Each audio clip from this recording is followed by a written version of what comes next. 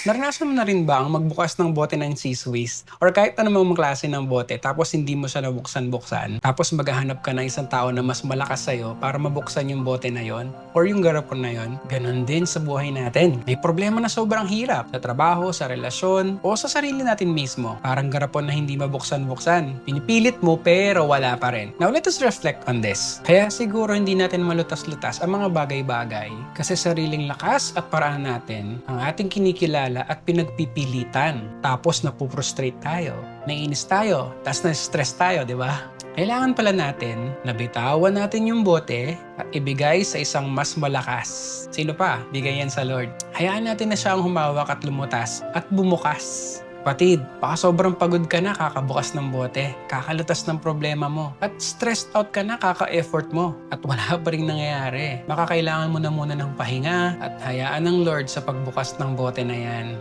Alala ko lang sa'yo, hindi tayo nag-iisa. May makapangyarihan na handang tumulong sa'yo kahit anumang oras. Matuto tayong magtiwala sa Kanya. Hindi natin kayang solusyonan ang lahat ng mga bagay-bagay sa sarili ng nating kakayahan. Tandaan natin lagi, let go and let God. Share mo to para mabless din ang iba. And click follow for more kwento at kanta. Shalom!